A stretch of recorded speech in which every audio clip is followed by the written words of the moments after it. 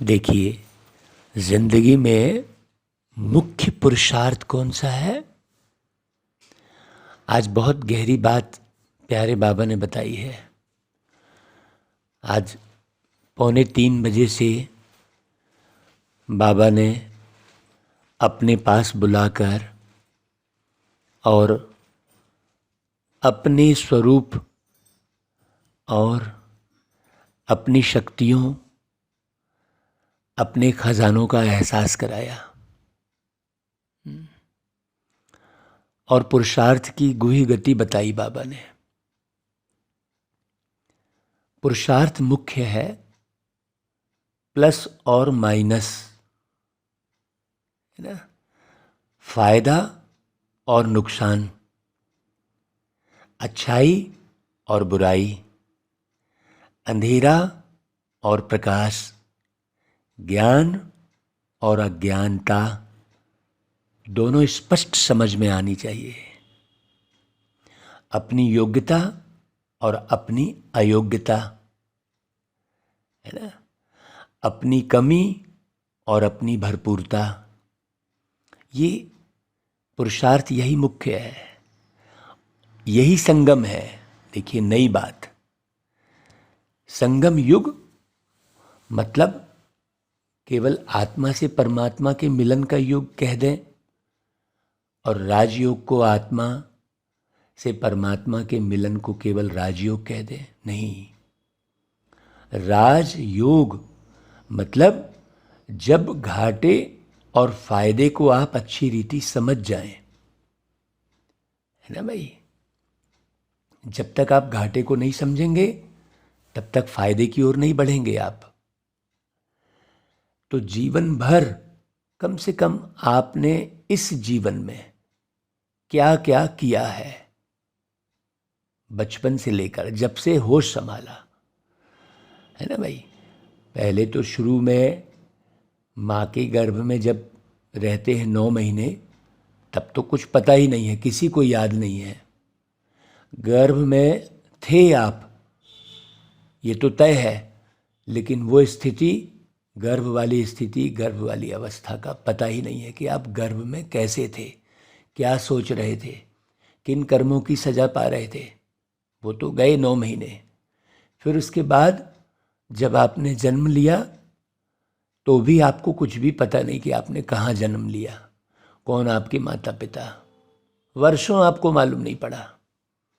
फिर धीरे से मालूम पड़ा, बचपन आया, हाँ, वो भी ऐसी अनभिज्ञता सी थी। हाँ, बहुत वर्षों के बाद एहसास होना शुरू होता है, तो कितने बरस तो हमारे यूं ही बीत जाते हैं। और जब ज्ञान और अज्ञानता का, घाटे और फायदे का पता लगना शुरू होता है, तब ही हमसे विकर्म भी होते हैं, सुकर्म भी होते हैं, श्रेष्ठ कर्म भी होते हैं, पुण्य कर्म भी होते हैं, पाप कर्म भी होते हैं। दोनों सिमिलर चलता रहता है। हाँ, तो कितने पाप कर्म हमने किए हैं, इसे आप अपनी डायरी में जरूर नोट करें। मान लो आपको किसी को बताने में शर्म आ रही है, आप छुपा रहे हैं, तो आप कम से कम अनभिज्ञ तो न रहे। क्यों? क्योंकि सूक्ष्म पाप कर्मों की सजा सूक्ष्म रूप से मिलती रहती है। और वो पाप कर्म छुपे रहते हैं, पता नहीं लगता। बहुत लोग ये सोचते हैं मैं तो बहुत ज्ञानी, दूसरे की निंदा बहुत अच्छे से खुश होकर करेंगे, किसी ने जरा सी भी गलती की तो खूब हंसी उड़ाएंगे। बहुत लोगों की ये मानसिकता रहती है दूसरों को नीचे गिराने की। ये सूक्ष्म पाप हो रहे होते हैं, ये पता नहीं लगता है। उससे हमारे जीवन में संपूर्ण सुख शांति का एहसास नहीं होगा। सुख का अनुभव कब होगा? जब बाबा की मुरली सुन लेंगे या कोई रामायण गीता सुन लेंगे, कोई गीत अच्छा सुन लेंगे, तब अच्छा लगेगा। लेकिन पूरे समय सुख का अनुभव करना कब होगा? जब आप रंच मात्र भी किसी को अपने कर्मों से दुख नहीं देंगे। देखिए, अपनी जिम्मेवारी को समझकर बहुत भरे हृदय से सेवा करना एक होता है, किसी ने कहा कि मुझे ये ज़रूरत है, आप कर दो, तो आपने कर दिया। और दूसरा ऐसा प्रेम है कि सबकी ज़रूरत समझ में आ रही है हमको और हम सबके लिए जी रहे हैं। और जब हम सबके लिए जीना शुरू करते हैं तभी सुखी हो सकते हैं।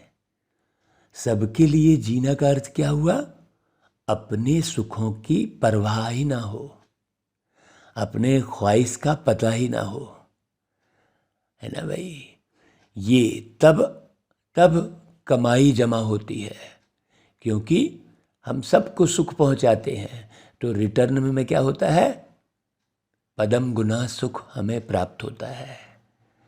और जब हम केवल अपने सुख की परवाह करते हैं और अपने सुख की पूर्ति में लगे रहते हैं तो हमारा खाता ख़त्म होते जाता है, क्योंकि हमने सुख जमा किया ही नहीं, सुख वाले बीज बोए ही नहीं, तो कई गुना सुख कैसे प्राप्त होगा? हमने सुख धाम के बारे में जाना, सुख के सागर के बारे में जाना, लेकिन सुख जमा बिना किए आप न तो सुख के सागर से मिल सकते। सुख के सागर का मतलब क्या हुआ? माने अकिचार सुख, दुख का नामो निशान नहीं। तो वो कब होगा? जब मैं यहाँ अपने निजी सुख का त्याग करूँगा, जब मैं अपने सुख की परवाह नहीं करूँगा, तब मैं सुख के सागर से मिल सकता हूँ। बहुत गहरी बात। जैसे बाबा हैं, बाबा को कोई सुख नहीं चाहिए, इसलिए वो सुख के सागर हैं, क्योंकि उन्हें कोई सुख चाहिए ही नहीं। बड़ी गहरी बात है। तो बाबा ने आकर अपने बारे में बताया कि मैं कैसा हूं बच्चे और तुम कैसे हो, और मैं तुम्हें क्या देता हूं बच्चे और तुम दुनिया वालों को क्या देते हो। बाबा से लेकर भी यदि हमने दुनिया वालों पर लुटाया नहीं तो जमा कैसे होगा? बिना बीज बोए तो प्राप्ति हो ही नहीं सकती भाई। बस हमने मुरली पढ़ ली, योग लगा लिया, जाकर हमने बस यूं ही सेवा कर ली। आप ये गौर कीजिए कि किसके सुख का कितना ख्याल कर रहे हैं हम, किसके दर्द को हम कितना समझ रहे हैं, कितने लोगों के दर्द को समझ रहे हैं हम, कितने लोगों को सुख पहुंचा रहे हैं। तो सर्व खजानों से संपन्न बनो, बाबा कहते हैं। सर्व खजाने। अब बाबा ने आज की मुरली में खजानों की चर्चा की है, जरा गौर से सुनना भाई, और केवल सुनना नहीं, जांच करना, लिस्ट बनाना, क्योंकि प्रत्येक मनुष्य आत्मा ने पाप कर्म किए हैं, दुष्ट कर्म किए हैं, दूसरों को दुख पहुंचाने के कर्म किए हैं, किसी का ख्याल नहीं किया है, केवल अपना ख्याल किया है। प्राय मनुष्य आत्माओं ने यही किया है, केवल अपना ख्याल, केवल पूरे समय अपना काम, अपने रिश्ते नाते। कईयों के फोन आते हैं, जरा भी परमार्थ के भाव नहीं सुनाई देते हमको। वो अपना जो है दर्द, अपनी बीमारी, अपने रिश्तेदार की परेशानी यही सुनाएंगे। सुख देने वाली बात, सबके कल्याण करने वाली बात तो कोई करता ही नहीं है कि हम ऐसे से ऐसे करेंगे भाई साहब तो सबका कल्याण होगा, सबको। हाँ भाई, बाबा का संदेश देना है, संदेश देना है। अरे भाई, संदेश क्या देना है? क्या देना है? वास्तव में सबको सुख पहुंचाना ही तो संदेश देना है। नहीं, हमने सोचिए क्या कर रहे हैं हम। तो आज सर्व खजानों के मालिक क्या बोल रहे हैं कि बच्चे सर्व खजानों से संपन्न बनो, दुआएं दो और दुआएं लो। तो कैसे दुआएं देंगे हम? मैं सबको शांति दे रहा हूँ, मैं आनंद दे रहा हूँ, ये संकल्प करेंगे कि शांति आपके कर्म से पहुँचे, वो व्यवस्था करेंगे। सोचिए किस प्रकार का योग कर रहे हैं। मैं परमात्मा से परम धाम में जाके शांति की किरणें प्राप्त कर रहा हूँ और सबको किरणों से नहला रहा हूँ, ये करेंगे कि आपके कर्म ऐसे होंगे। अब भाई ऐसे बहुत घर परिवार के सदस्य होते हैं जो सारा दिन कार्य करते हैं, तो क्या घर के सदस्यों की तरफ वो स्मृति आती है आपकी कि यार ये थक गया होगा तो मैं इनके जाकर कुछ हाथ पैर की सेवा कर दूं? नहीं, ज्ञान ही बस सुनाई पड़े हैं, आत्मा परमात्मा का ज्ञान सुनाए, ऐसे ज्ञानी हो गए। क्या आपके घर परिवार के सदस्य कभी आ रहे हैं, जा रहे हैं, वर्क कर रहे हैं, आपकी पत्नी काम कर रही है सारा दिन बेचारी, खाना ये वो, क्या आप अपनी पत्नी का वो ख्याल कर रहे हैं कि उसके पैर में दर्द भी हो रहा होगा? क्या आप अपनी माँ का ख्याल कर रहे हैं? क्या माँ अपने बेटे का वो ख्याल कर रही है कि बेटा सारा दिन घूम कर आया है तो थक गया होगा? क्या पत्नी वैसा ख्याल कर रही है? भैया बस बना के खिला देना, बच्चे को धन कमा के मोबाइल दे देना, गाड़ी दे देना, ये सुख पहुंचाना थोड़ी है। सोचिए, एक दूसरे के मनोभावों को समझना, आत्मसम्मान देना, वास्तव में वही दुआएं लेना है। अपने कर्म के द्वारा लोगों को सुख पहुंचाना, अपने कर्म के द्वारा। तो सर्व खजानों के मालिक अपने ऐसे संपन्न बच्चों को देख रहे हैं। बहुत ध्यान से सुनना भाई, वो योग लगाने वाले बच्चों को नहीं, वो तो टाइम वेस्ट कर रहे हैं सही मायने में देखा जाए तो। वो भटके हुए हैं जो किसी भी किस्म का योग लगा रहे हैं या किसी भी किस्म का योग सिखा रहे हैं। वो खुद भटक रहे हैं और सबको भटका रहे हैं। बाबा मुरली में कुछ और कह रहे हैं और बच्चे या दुनिया वाले कुछ और कर रहे हैं। तो बाबा कहते हैं कि हर एक बच्चे को अनेक प्रकार के अविनाशी अखुट खजाने मिले हैं, और ऐसे खजाने हैं जो सर्व खजाने अब भी हैं और आगे भी अनेक जन्म खजानों के साथ रहेंगे। बहुत अच्छी रीति सुनना भाई। जानते हो कि खजाने कौन से हैं और कितने मिले हैं? बताओ। और खजानों से सदा प्राप्ति होती है भाई। खजानों से संपन्न आत्मा क्या करेगी? सदा भरपूरता के नशे में रहती है। जिसके श्रेष्ठ कर्म है, जो अपने कर्मों से सुख पहुंचाता है, जो सबका ख्याल रखता है, वो संपन्न रहेगा। उसे किसी भी बात की समझ इतनी गहरी रहेगी कि वो हर एक बात को बहुत अच्छी रीति समझ भी सकेगा और अच्छी रीति कर सकेगा और अच्छी रीति समझा सकेगा। कहीं भी गलती नहीं करेगा वो। अरे ये मेरे से गिर गया, वो मेरे से टूट गया, वो मेरे से ऐसा हो गया, वो मेरे से गलत लिखा गया, वो मेरे से गलत बोला गया, वो ऐसा हो गया ना, वो ऐसा कर रहा था ना। ये सब कोई बहानेबाजी नहीं रहेगी। वो संपन्न रहेगा, भरपूर रहेगा। संपन्नता की झलक उनके चेहरे में चमकती है और हर कर्म में संपन्नता की झलक स्वतः ही नजर आती है। हर कर्म में संपन्नता का अर्थ क्या हुआ? हर कर्म एक्यूरेट करेंगे, परफेक्ट करेंगे। ये सोचना बहुत अच्छे से, जरा गौर करना, अपने कर्मों की तरफ निगाह डालना, कहाँ कहाँ गलती हो रही है, क्या हम सबका ख्याल कर रहे हैं? सबका, अड़ोसी का, पड़ोसी का, नाते का, रिश्तेदार का, किसी भी जाति धर्म का, हर एक का। इसलिए देखना, जब आप संपन्न अवस्था में रहते हैं ना, तो हर एक की परेशानी दूर से समझ में आती है, दूर से। भाई हम एक बार मॉर्निंग वॉक कर रहे थे, तो एक भाई जा रहा था, तो मुझे समझ में आ गया दूर से कि ये भाई कौन सी बीमारी से परेशान है। मैंने उसको बोला, क्यों भैया, आपको शुगर की बीमारी है क्या? बोले हाँ। आपको कैसे मालूम? हाँ, तो ये परेशानी समझ में आ जाती है। वही तो ज्योतिषी है, और क्या है? बाकी कोई बहुत बड़ी बात थोड़ी है। ज्योतिषी, ज्योतिषी मतलब इस संसार में रहकर ज्ञान की ज्योति को जगाने वाला, समझ की अग्नि को प्रज्वलित करने वाला, वही है ज्वालामुखी योग। ज्वालामुखी योग का अर्थ क्या हुआ? कि मुखी यानी मुख, माने हमारे मुख से ऐसे समझ युक्त बोल निकल रहे हैं हमेशा।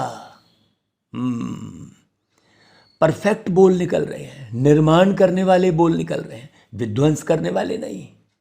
हम तो इसकी निंदा, उसकी चारी, ये ऐसा वो वैसा, उस चक्कर में ही बहुत समय बिताते हैं। मुझे ये चाहिए, मुझे वो चाहिए। या तो फिर दुखी हो जाएंगे, या तो अकेलापन महसूस करेंगे, या तो भीड़ में तकलीफ महसूस करेंगे। सोचो, जरा गहरे से जांचो भाई, संपन्नता की झलक किस पर नजर आएगी? किसे कह रहे हैं बाबा संपन्न?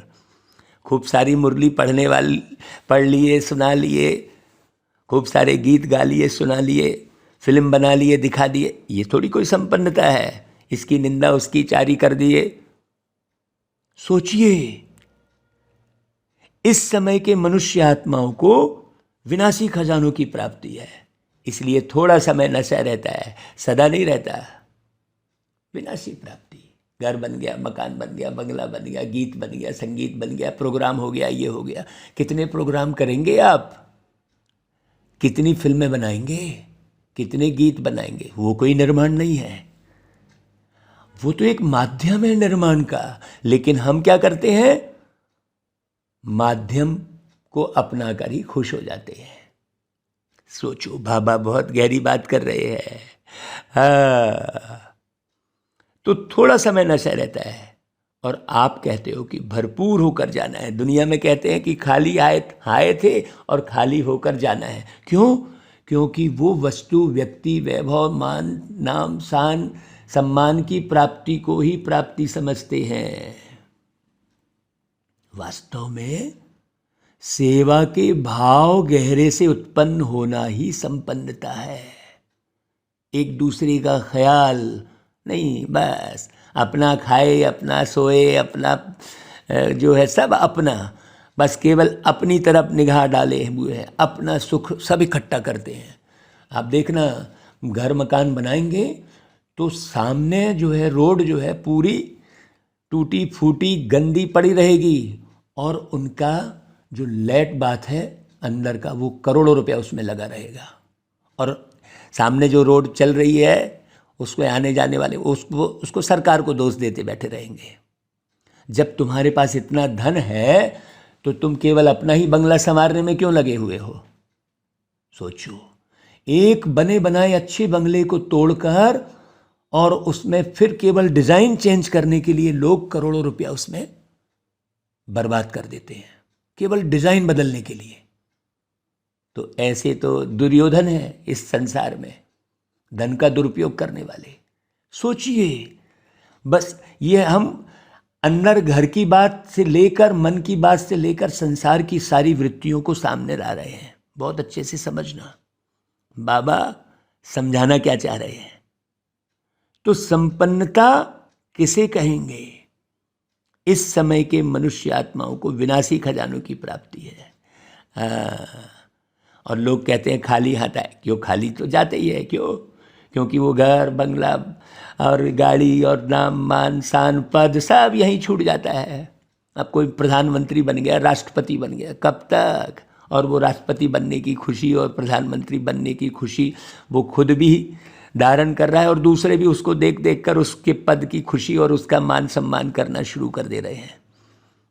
सोचो, आप सबको तो बाप दादा ने अनेक खजाने दिए हैं। सबसे श्रेष्ठ पहला खजाना ज्ञान रत्नों का खजाना दिया है। कौन सा ज्ञान? कहाँ से आए हम, क्या स्वरूप है हमारा, कितने शक्तिशाली हैं हम। सोचो, आदि मध्य अंत सबको यह मैंने ज्ञान, आदि मध्य अंत का ज्ञान सबको यह खजाना मिला है ना भाई, जितने भी मुरली सुन रहे हैं। बाबा पूछते कोई वंचित तो नहीं रह गया है ना? तो इस ज्ञान रत्नों के खजाने से विशेष क्या प्राप्ति कर रहे हो? ज्ञान खजाने द्वारा इस समय भी मुक्ति, जीवन मुक्ति की अनुभूति कर रहे हो। बिल्कुल बिल्कुल राइट बात भाई। कर रहे हो कि नहीं कर रहे हो? कौन कर सकेगा? जो ये गीत बहुत अच्छे से समझेगा कि अपने लिए जिए तो क्या जिए, अपने लिए जिए तो क्या जिए, जो जी गए जमाने के लिए, अपने लिए। है ना भाई? कितने सारे गीत हैं। एक बंजारा आए, जीवन के गीत सुनाए, हम सब जीने वालों को जीने की राह दिखाए, एक बंजारा। सोचो, है तो मुक्ति, जीवन मुक्ति की अनुभूति कर रहे हो। मुक्ति धाम में जाएंगे, वह जीवन मुक्त देव पद प्राप्त करेंगे, वो सब तो भविष्य की बात हुई। लेकिन अभी भी मुक्त जीवन का अनुभव कर रहे हो। कितनी बातों से मुक्त हो मालूम है? देखो, यही तो योग है। जो भी दुख और अशांति के कारण हैं, उनसे मुक्त हुए हो। है कि अभी मुक्त होना है भाई? जरा जांचो। सूक्ष्म में भी अगर बंधे हुए हो तो वो बंधन बढ़ता चला जाएगा। अभी कोई विकार नहीं आता है, मुक्त हो गए। अगर आता भी है तो विजयी बन जाते हो ना। तो कितनी बातों से मुक्त हो गए हो। लौकिक जीवन और अलौकिक जीवन दोनों को साथ रखो तो कितना अंतर दिखाई देता है। तो अभी मुक्ति भी प्राप्त की है और जीवन मुक्ति भी अनुभव कर रहे हो ना भाई। अनेक व्यर्थ और विकल्प विकर्मों से मुक्त बनना, यही जीवन मुक्त अवस्था है ना। तो कितने बंधनों से मुक्ति हुए हो, जरा जांचो। चित्र में दिखाते हो ना भाई, कितने बंधनों की रस्सियां मनुष्य आत्माओं को बंधी हुई है। एक हमने जो है चित्र की कल्पना की है, समझ लो। उसका ड्रामा भी बना सकते हैं, उसको फिल्म भी शूट कर सकते हैं कि आज का मनुष्य कितने इलेक्ट्रॉनिक साधनों से बंधा हुआ है, कितना पंगु हो गया है। हाँ, सोचो, एक कान है, उसमें कितनी सारी चीज़ें लटकी हैं। चश्मा भी लटका है तो ईयरफोन लटका है तो फिर बाली लटकी है, तो देखो है कितना। और फिर सुनता देखो किधर किधर है, कहाँ कहाँ कान लगाता है। ऐसे इलेक्ट्रॉनिक यंत्र पूरे चिपके हुए हैं शरीर में। मनुष्य कितना बंधा है। तो यह किसका चित्र है? बाबा पूछ रहे, आप तो वह नहीं हो ना भाई, आप तो मुक्त हो ना जमाने भर से, ये चाहिए वो चाहिए से, वो दिखावा। तो जीवन में रहते जीवन मुक्त हो गए ना। तो ज्ञान के खजाने से विशेष मुक्ति, जीवन मुक्ति की प्राप्ति का अनुभव कर रहे हो कि नहीं? बाबा ने ऐसा ज्ञान बताया, शरीर से भिन्न अशरीरी स्थिति। ये केवल बातों में नहीं, केवल ज्ञान सुनने सुनाने में नहीं। अशरीरी स्थिति मतलब, अशरीरी स्थिति मतलब सबके सुख का ख्याल रखने वाला, उसे अशरीरी स्थिति कहेंगे। बहुत अच्छे से समझना, नहीं तो बहुत लोग जो है अशरीरी स्थिति को समझ नहीं पाते हैं। किसको कहेंगे अशरीरी? किसको कहेंगे? विदेही। राजा जनक का मिसाल है। हाँ, बहुत अच्छे से समझने की बात है। दूसरा, याद अर्थात योग।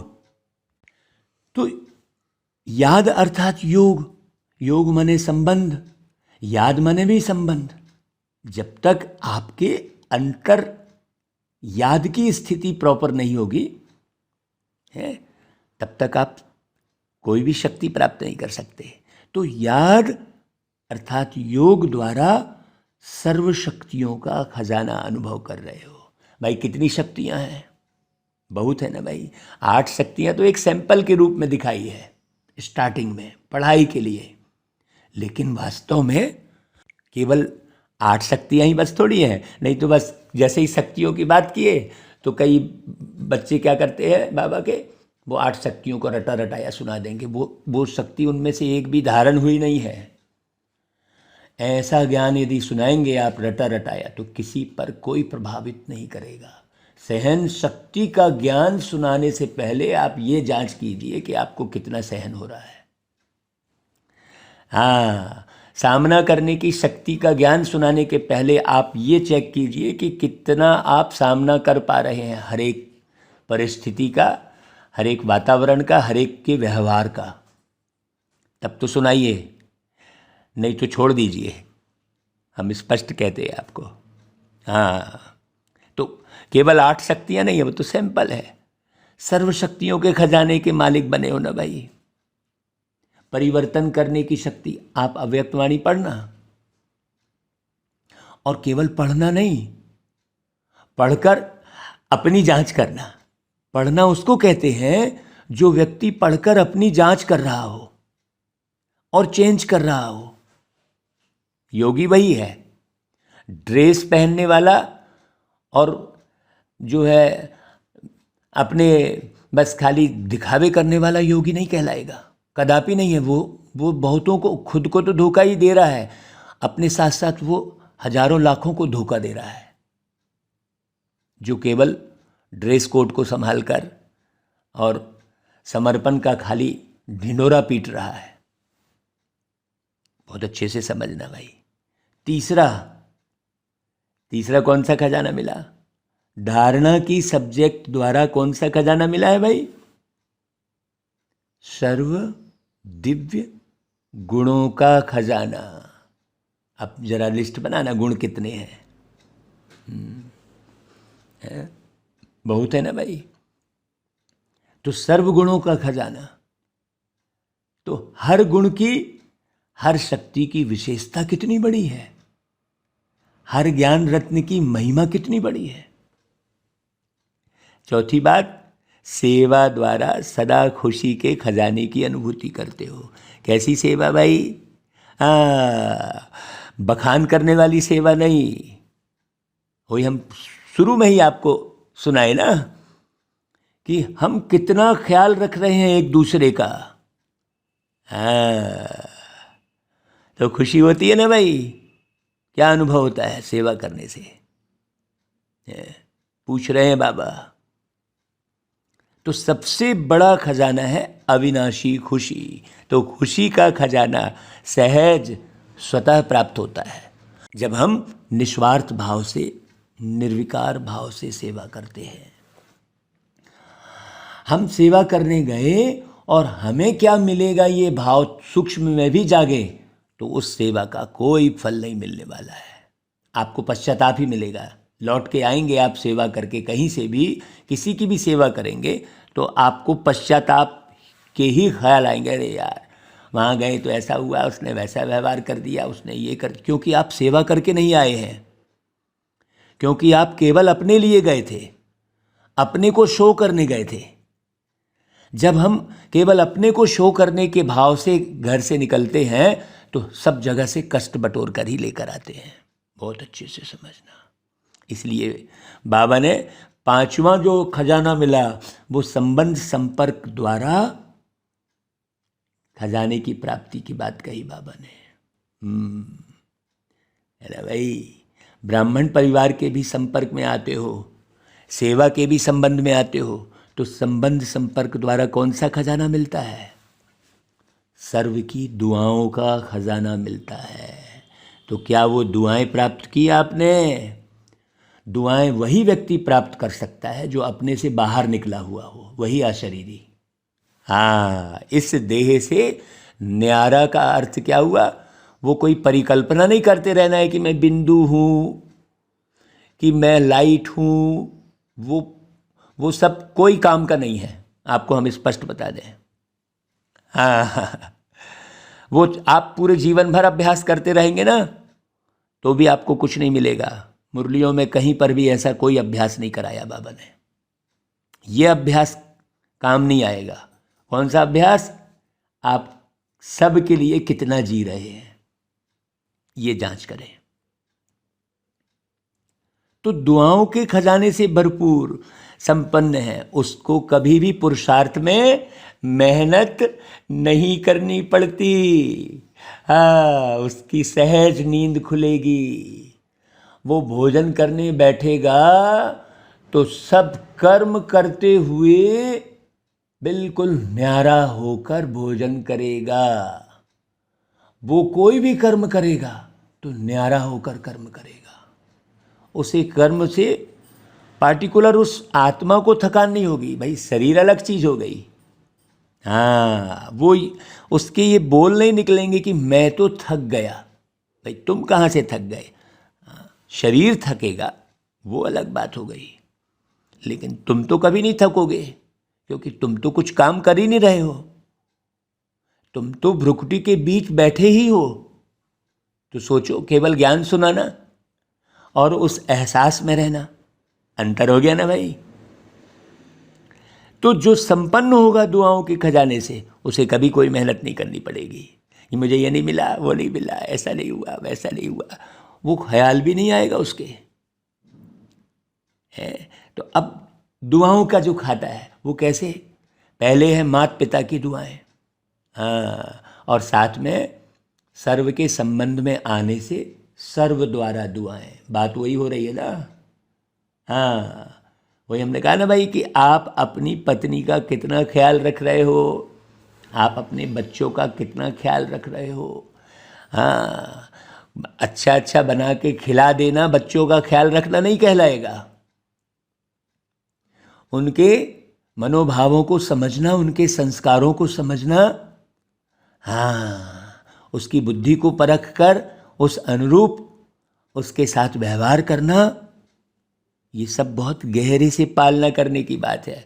आज का कोई माँ बाप अपने बच्चों की ऐसी पालना कर ही नहीं रहा है। बस बड़े स्कूल देख लिया, एयर कंडीशन वाली, हाँ, तो बड़ी बस देख लिया, तो मंथली बस का इंतजाम कर लिया, सब शोबाजी, मेरा स्कूल। और कहेंगे कोई मेरा इतना बड़ा स्कूल, तो कोई कहेगा कि मेरा बच्चा इतनी बड़ी स्कूल में पढ़ रहा है। मैंने पढ़ाई भी शोबाजी, तो हॉस्पिटल भी शोबाजी। अरे मैंने इतनी बड़ी हॉस्पिटल में जाकर इलाज कराया है, सब में शो। मुझे तो हंसी आती है भाई कि कितने भटक रहे हैं लोग। तो पहले तो माता पिता की दुआएं, और फिर सर्व संबंध में आने से सर्व द्वारा दुआएं। सबसे बड़े से बड़ा तीव्र गति से आगे उड़ने का तेज यंत्र है दुआएं। दुआएं कैसे प्राप्त होंगी? बखान करने से। हाँ, अच्छे अच्छे गीत सुना लिए, बहुत अच्छे से मुरली सुना लिए, नहीं भाई। दुआएं प्राप्त होंगी आपके अपने कर्म से। आप बोल कैसा रहे हैं, आपके बोल में स्वार्थ वृत्ति 1 सेकंड में झलक जाएगी। हाँ, कोई भी व्यक्ति, अरे भाई जानवर भी समझता है भावों को, जानवर भी समझता है। बहुत अच्छे से समझना, सबके भाव दूषित हैं। जब तक दूषित भाव होंगे तब तक भाव का निर्माण हो ही नहीं सकता। बहुत अच्छे से। हाँ, और जो इतने सारे वरदान भाव भाव करके जो दे रहे हैं बाबा, वो कोई वरदान आपके पास जमा नहीं होने वाले हैं जब तक आप अपने भावों को शुद्ध नहीं करेंगे। तो सर्व की दुआओं का खजाना शुद्ध भावना से ही मिलता है, बहुत बड़ा खजाना है। तो जो सर्व की दुआओं के खजानों से भरपूर है, संपन्न है, उसको कभी भी पुरुषार्थ में मेहनत नहीं करनी पड़ती। तो जैसे साइंस का सबसे बड़े से बड़ा तीव्र गति का रॉकेट है, लेकिन दुआओं का रॉकेट उससे भी श्रेष्ठ है। विघ्न जरा भी स्पर्श नहीं करेगा जो दुआओं का खाता जमा करेगा। आपने एक से भी बद्दुआ ले ली किसी भी रूप में, एक से भी जरा भी, तो वो इतनी सी बद्दुआ हजारों लाखों दुआओं में एक दाग के समान हो जाती है। बहुत अच्छे समझना। तो जिसके पास दुआओं का खजाना है उसे युद्ध नहीं करनी पड़ती, उसे सहज हर चीज समझ में आएगी। सहज योग युक्त युक्ति युक्त हर कर्म बोल संकल्प स्वतः ही बन जाते हैं। हम आपको जो भी बात बताते हैं भाई, बाबा हमको बताते चले जाते हैं, हम आपको बताते ना, तो हम कहीं लिखते हैं कि आज हम ये बोलेंगे, मंच पर गए तो हम कोई ऐसा इस विषय पर बोलेंगे, वो सब कोई कॉन्शियस नहीं। अरे भाई, मंच पर हम गए हैं, ढेर सारे लोग हैं, सबको प्यार लुटाना है, खत्म कहानी बाबा का। सबको प्यार भरी दृष्टि देना है, बहुत अच्छे से, सब मेरे हैं, यही तो है। और क्या, और कौन सा विषय है? नहीं, ढेर सारे विषय बना लिए, कोर्स बना लिया, सिलेबस बना लिया। नहीं, दुआओं का भी एक सिलेबस बना लो भाई। सोचो कितनी सारी किताबें गढ़ ली। बाबा कहता है किताबों से कुछ नहीं लेना देना है। बाबा कोई सिलेबस बना के नीचे नहीं उतरता। तो ऐसा यह दुआओं का खजाना है, सबसे बड़ा खजाना इस संगम युग के समय का खजाना है। वैसे खजाने तो बहुत है, लेकिन वो खजाने बाबा ने सुनाए। सिर्फ इन खजानों को भी अपने अंदर समाने की शक्ति धारण करो तो सदा ही संपन्न होने कारण जरा भी हलचल नहीं होगी। हलचल तब होती है जब खाली है।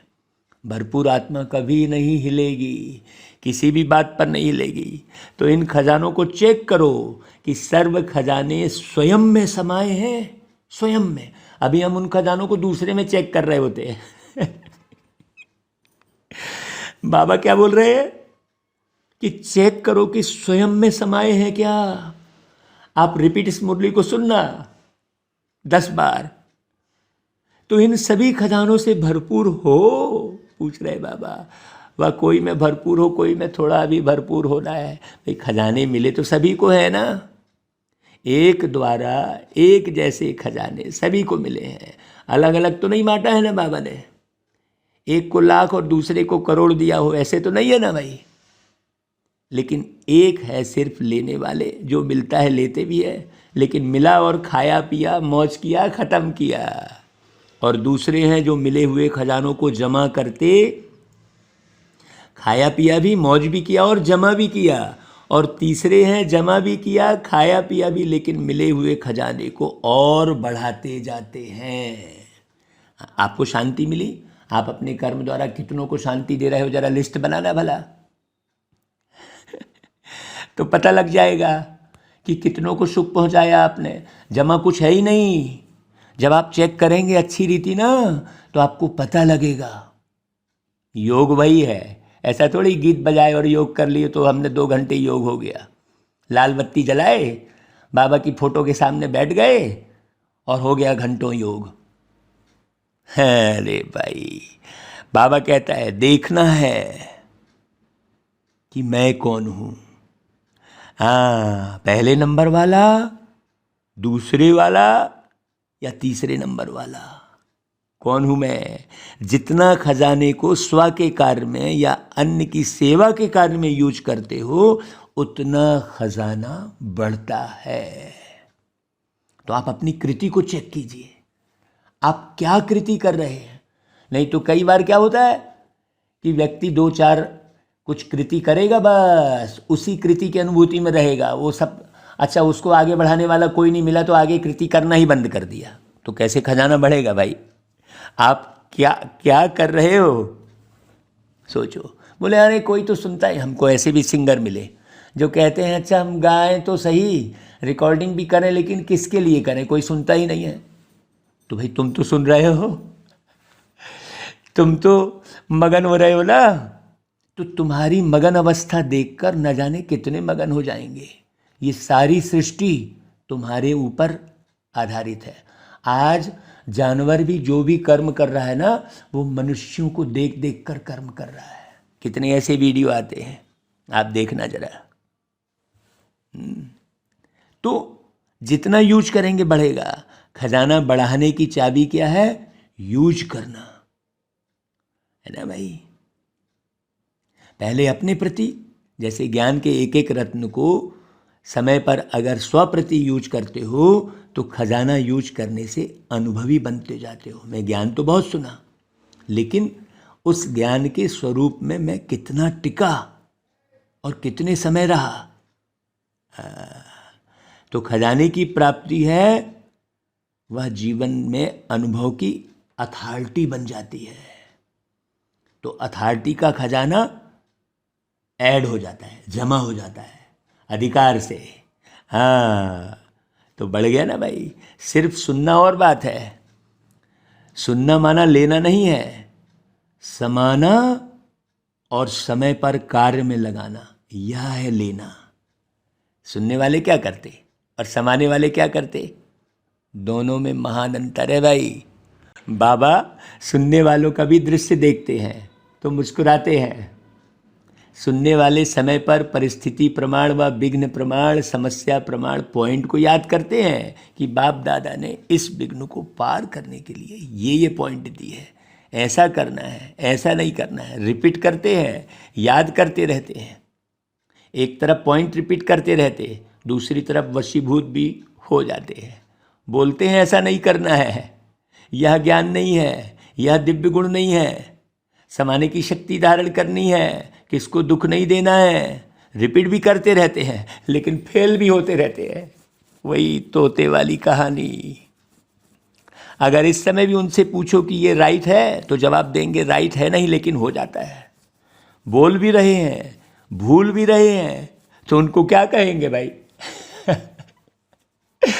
सोचो, उनको कहेंगे सुनने वाले। सुनना बहुत अच्छा लगता है। वाह, वो मुरली बहुत अच्छी चलाते हैं, आपकी मुरली बहुत अच्छी लगती है, कई कहेंगे। तुम बने कितना भाई? हमारी मुरली अच्छी लगी, आपने हमको तारीफ कर दी, तो उससे हमारी कोई उन्नति नहीं होनी है, ना आपकी उन्नति होनी है। पॉइंट तो बड़ी अच्छी शक्तिशाली है, लेकिन यूज करने के समय अगर शक्तिशाली पॉइंट ने विजय नहीं बनाया, वह आधा विजयी बनाया, तो उनको क्या कहेंगे? सुनने वाले ही कहेंगे ना। हाँ, तो ज्ञान में तो हम इतने वर्षों से चल रहे हैं, वो सुनने को चलना कह देते हैं। हाँ, डेली नियम प्रमाण बिल्कुल, बरसते पानी में भी भाग जाएंगे सुनने के लिए। बाबा उनको नेमीनाथ कहते थे। तो समाने वाले, जैसे कोई परिस्थिति या समस्या सामने आती है तो त्रिकालदर्शी स्थिति में स्थित हो स्वस्थिति द्वारा परिस्थिति को ऐसे पार कर लेते जैसे कि कुछ था ही नहीं। त्रिकालदर्शी माने तीनों कालों का ज्ञान, कि जो भी मैं कर रहा हूँ उससे मेरा आगे फ्यूचर क्या बनेगा, और जो भी मैं कर रहा हूँ उस कर्म में पीछे मेरे जो भी मेरे संस्कार, मेरी आदत, उस संस्कार और आदत के वशीभूत होकर मैं कुछ कर्म कर रहा हूँ और टाल रहा हूँ मैं। हाँ, वो तो सब कर रहे हैं, वो तो सब करते हैं, वो तो सब ऐसा है। तो ये समझ लो कि वो त्रिकालदर्शी स्थिति नहीं है। एक एक बात की गहरी समझ, खान पान, रहन सहन, बोली वाणी, दृष्टि, वृत्ति, कृति, संस्कृति, ये सब बहुत अच्छे से समझना भाई। इन पॉइंट पर आप थोड़ा सा विचार सागर मंथन करना। तो जो समाने वाले हैं वो स्वस्थिति द्वारा परिस्थिति को ऐसे ही पार कर लेते हैं। इसको कहते हैं समाना, अर्थात समय पर कार्य में लगाना। समय प्रमाण हर शक्ति को, हर पॉइंट को, हर गुण को ऑर्डर से चलाना। जैसे कोई स्थूल खजाना है तो खजाने को स्वयं खजाना यूज नहीं करता, लेकिन खजाने को यूज करने वाली मनुष्य आत्मा है ना भाई। खजाना स्वयं थोड़ी यूज करता है। तो वो जब चाहें, जितना चाहें, जैसे चाहें वैसे यूज कर सकती हैं। ऐसे यह जो भी सर्व खजाने सुनाए, उनके मालिक कौन है भाई? आप हो व दूसरे है? मालिक है ना भाई। तो मालिक का काम क्या होता है? खजाना उसको चलाए या वो खजाने को चलाए? सोचो सोचो, बहुत गहरी बात कह रहे हैं बाबा। तो ऐसे हर खजाने के मालिक बन, समय पर ज्ञानी अर्थात समझदार, ज्ञानी अर्थात समझदार, नॉलेजफुल, त्रिकालदर्शी होकर खजाने को कार्य में लगाओ। ऐसे नहीं कि समय आने पर ऑर्डर करो सहन शक्ति को और कार्य पूरा हो जाए फिर सहन शक्ति आए। है समाने की शक्ति जिस समय जिस विधि से चाहिए उस समय अपना कार्य करे। ऐसे नहीं समाया तो सही लेकिन थोड़ा थोड़ा फिर भी मुख से निकल गया। आधा घंटा समाया और 1 सेकंड समाने के बजाय बोल दिया। देखो कितनी गहरी बात। तो इसको क्या कहेंगे? खजाने के मालिक या गुलाम? तो बाबा दर्पण दिखा रहे हैं पूरा अच्छी रीति, देखना जरा भाई। तो सर्व शक्तियां बाप के अधिकार का खजाना है, वर्षा है, जन्म सिद्ध अधिकार है। तो जन्म सिद्ध अधिकार का कितना नशा होता है भाई। छोटा सा राजकुमार होगा, क्या खजाना है उसका पता भी नहीं होगा, लेकिन थोड़ा ही स्मृति में आने से कितना नशा रहता है, मैं राजा का बच्चा हूँ, वो खजाने का पता भी नहीं है। सोचो, तो यह मालिकपन का नशा है ना भाई। तो खजानों को कार्य में लगाओ। कार्य में कम लगाते हो, खुश रहते हो, भरपूर है, सब मिला है, लेकिन कार्य में लगाना, बाबा मिला बाबा मिला, ऐसा थोड़ी। कार्य में लगाना, उससे स्वयं को भी प्राप्ति कराना और सर्व को भी प्राप्ति कराना, उसमें नंबरवार बन जाते हैं। नहीं तो नंबर क्यों बने? जब देने वाले भी एक है, देते भी सबको एक रस है, फिर नंबर क्यों? यहाँ तो कोई भ्रष्टाचार नहीं है ना भाई। मुरली तो सबके लिए एक जैसी चल रही है ना, सबके लिए सुनाया जा रहा है ना।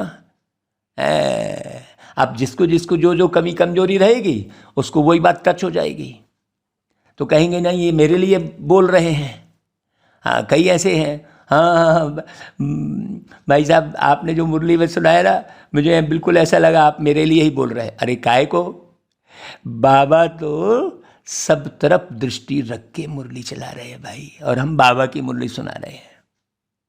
तो बाप दादा ने देखा खजाने तो बहुत मिले हैं, भरपूर भी सभी हैं, लेकिन भरपूरता का लाभ नहीं लेते। जैसे लौकिक में भी कईयों को धन से आनंद या लाभ प्राप्त करने का तरीका आता है, और कोई के पास होगा भी बहुत धन लेकिन यूज करने का तरीका नहीं आता। कई जो है वो स्विस बैंक में जमा कर देंगे, वहाँ जमा होते रहेगा, बस स्विस बैंक में पड़ा है उसकी खुशी रहेगी। कई पासबुक देख देख के खुश होते रहेंगे, उसको यूज नहीं करेंगे, मर गए। अब यहाँ इंडिया में मर गए, वहाँ किसी को पता भी नहीं है। यहाँ तुमने कमा कमा के वहाँ स्विस बैंक में भेजा और यहाँ ख़त्म हो गए। सोचो, ऐसे ऐसे महान मूर्खों की दुनिया से भरा पड़ा है ये संसार। तो अंडरलाइन क्या करना है? अंडरलाइन क्या करना है भाई आज की मुरली में? सिर्फ सुनने वाले नहीं बनो, यूज करने की विधि से अब भी सिद्धि को प्राप्त करो और अनेक जन्मों की सद्गति प्राप्त करो। दिव्य गुण भी बाप का वर्षा है, तो प्राप्त हुए वर्षे को कार्य में लगाना क्या मुश्किल है भाई? ऑर्डर करो भाई। ऑर्डर करना नहीं आता क्या? मालिक को ही ऑर्डर करना आता है, कमजोर को ऑर्डर करना नहीं आता। वह सोचेगा कहूँ व नहीं कहूँ, पता नहीं मदद मिलेगी व नहीं मिलेगी, वो सोचते ही बैठे रह जाते हैं। नहीं नहीं, मैं सोच रहा था लेकिन फिर मैं सोचा कहीं नाराज ना हो जाएं। अरे क्यों नाराज होंगे भाई? जब आप अपनी बात में परफेक्ट हो, जब आप अपने कर्म में बिल्कुल एक्यूरेट हो, जैसे कोई भी प्रश्न पूछा और आप बिल्कुल अच्छी रीति जान रहे हो, तो आप कंफ्यूज थोड़ी हो गए। तो अपना खजाना है ना भाई, बाप का खजाना अपना खजाना है। बताओ, या बाप का है और हमारा नहीं है बस? यहाँ पर गुड़ जाने गुड़ की गोथरी जाने, ऐसा नहीं करना। बाप ने भाई किस लिए दिया है? अपना बनाने के लिए दिया या सिर्फ देखकर खुश होने के लिए दिया? कर्म में लगाने के लिए मिला है ना भाई। तो रिजल्ट में क्या देखा जाता है कि सभी खजानों को जमा करने की विधि कम आती है। ज्ञान का अर्थ भी यह नहीं है कि पॉइंट रिपीट करना या बुद्धि में ढेर सारा ज्ञान रख लेना, नहीं। ज्ञान अर्थात समझ, त्रिकालदर्शी बनने की समझ, सत्य असत्य की समझ, समय प्रमाण कर्म करने की समझ, इसको ज्ञान कहा जाता है। हाँ, इसलिए स्टार्टिंग में ही देखो, आज अमृत वेले से ही बाबा उठाकर इन बातों की चर्चा कर रहे थे। फिर जब हमने मुरली उठाकर देखी तो मैं बोला, अरे गजब हो गया भाई। क्योंकि बाबा निरंतर बाबा साथ रहते हैं और समझाते रहते हैं। बच्चे जो निरंतर बाबा को साथ रखेंगे वो भरपूर होकर रहेंगे और भरपूर होकर जाएंगे और भरपूरता में आएंगे, है ना भाई। अगर कोई इतना समझदार भी हो और समय आने पर बेसमझी का कार्य करे तो उसको ज्ञानी कहेंगे क्या?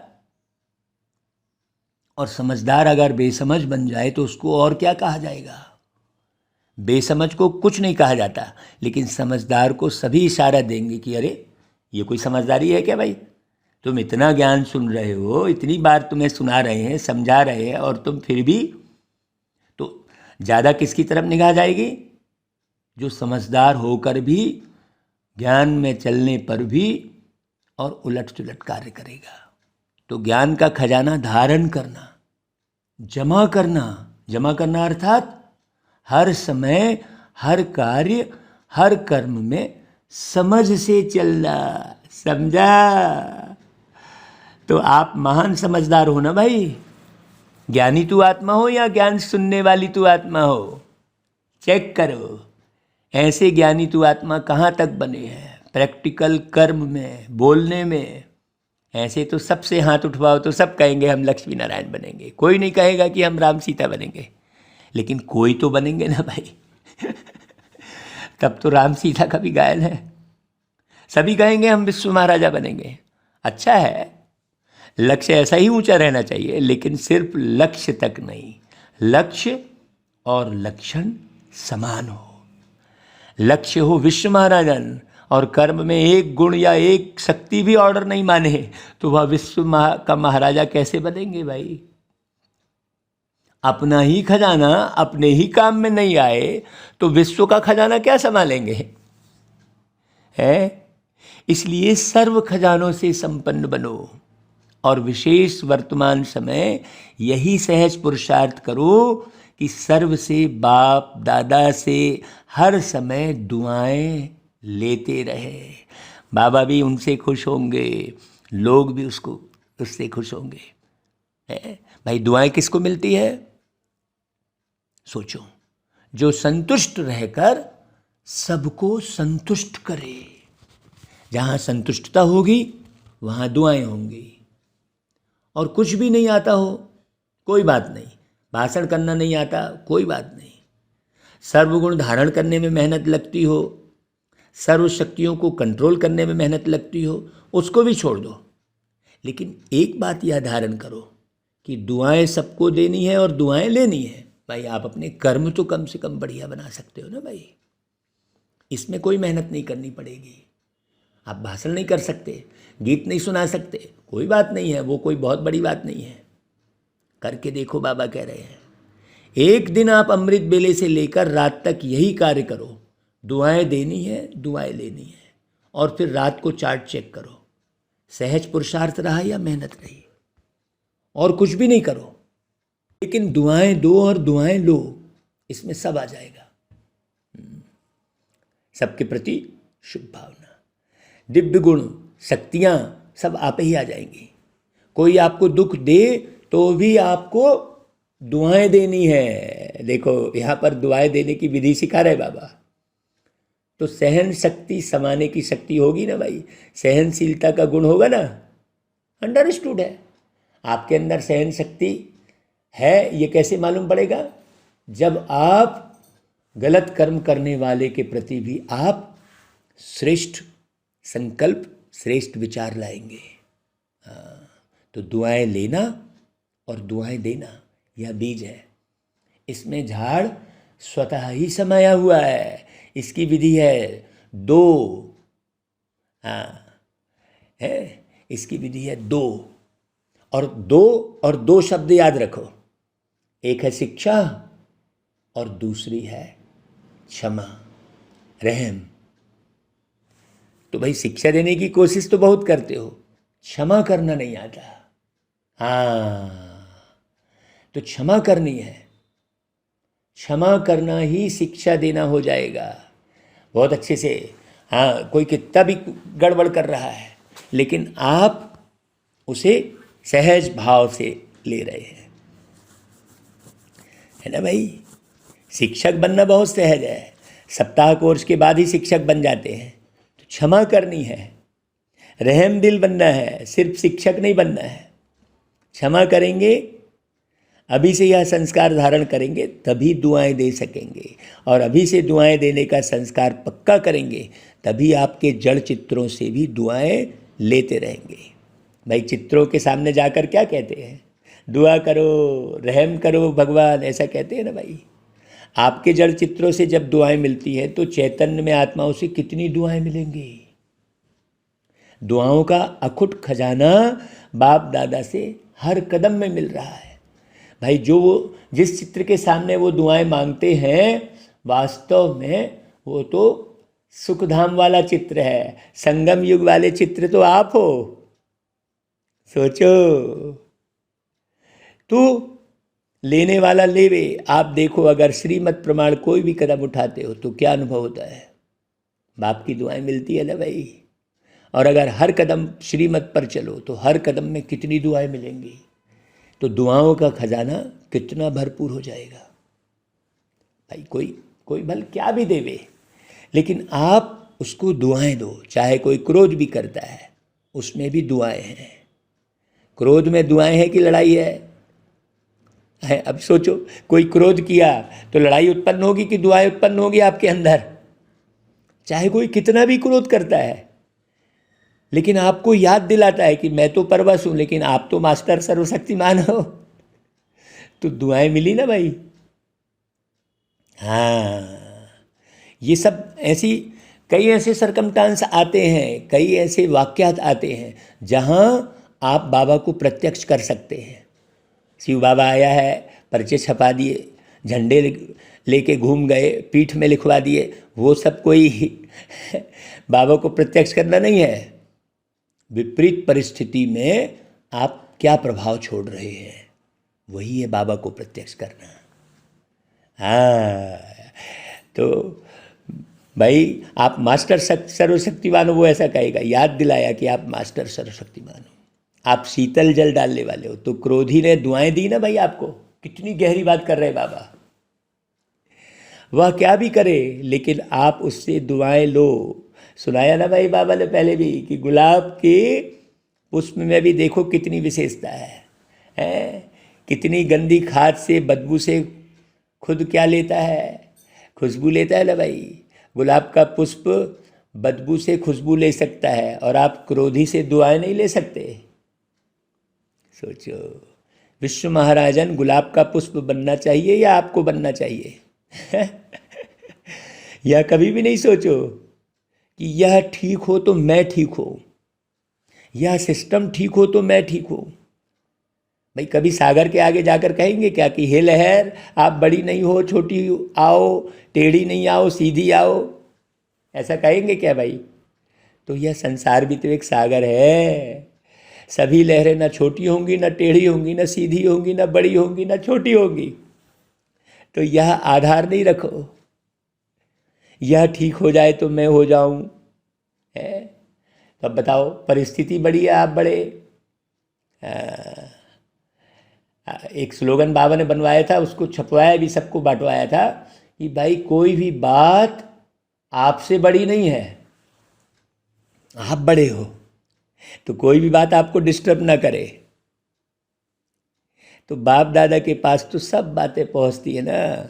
यह ठीक कर दो तो मैं भी ठीक हो जाऊं, इस क्रोध करने वाले को शीतल कर दो तो मैं भी शीतल हो जाऊं, इस खिटखिट करने वाले को किनारा कर दो तो सेंटर ठीक हो जाएगा। ऐसे रूरियान नहीं करना है भाई। आपका तो स्लोगन ही है ना भाई, बदला ना लो बदल कर दिखाओ। वो गीत गाया था ना, बदला नहीं है लेना किससे, बदल के हमको दिखाना है, कर्म योग की करामात से कर्मों को सजाना है। ऐसा गीत गाया था। तो यह ऐसा क्यों करता है, ऐसा नहीं करना चाहिए, इसको तो बदलना ही पड़ेगा।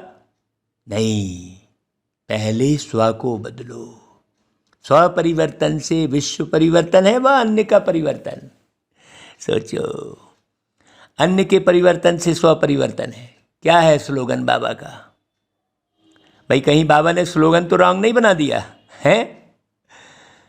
सोचो, अन्य के परिवर्तन से स्व परिवर्तन, ये स्लोगन बनाया बाबा ने कि स्व परिवर्तन से विश्व परिवर्तन। क्या करेंगे?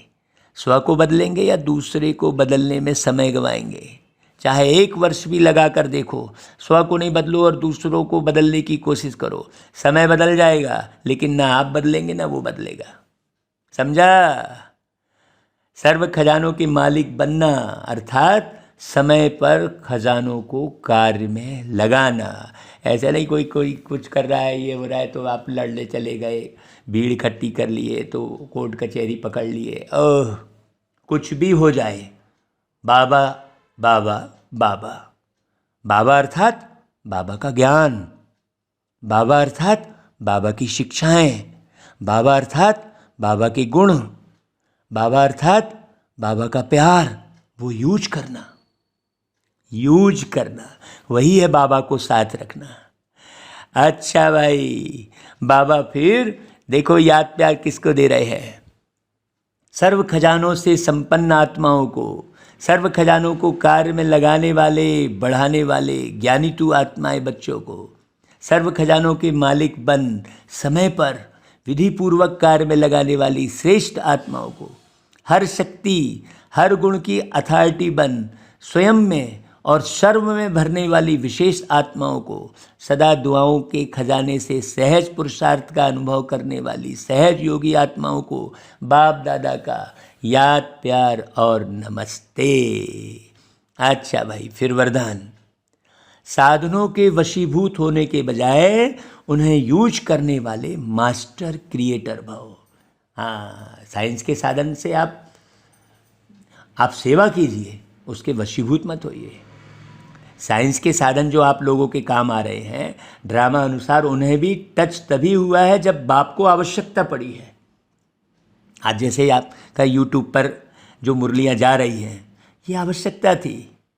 हाँ है ना भाई, यह साधन यूज करते हुए उनके वश नहीं हो जाओ। कभी कोई साधन अपनी ओर खींच न ले, मास्टर क्रिएटर बनकर क्रिएशन से लाभ उठाओ।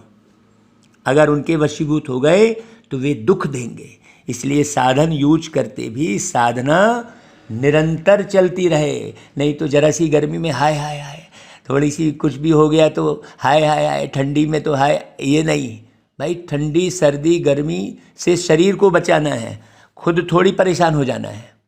आपको तो ना गर्मी लगती है, ना सर्दी लगती है, ना कोई बीमारी लगती है, आप तो देह से अलग ही हो भाई। शरीर को बचाना अलग बात हो गई, तो आपको हाय हाय करने की ज़रूरत थोड़ी है। सोचो। अच्छा भाई, स्लोगन, निरंतर योगी बनना है तो हद के मैं और मेरेपन को बेहद में परिवर्तन कर दो। हाँ है ना भाई, सब मेरे है, ये सब में मैं हूँ, सब में अपने आप को देखो, तब देखना क्या कमाल हो जाएगी। अच्छा भाई, ओम शांति।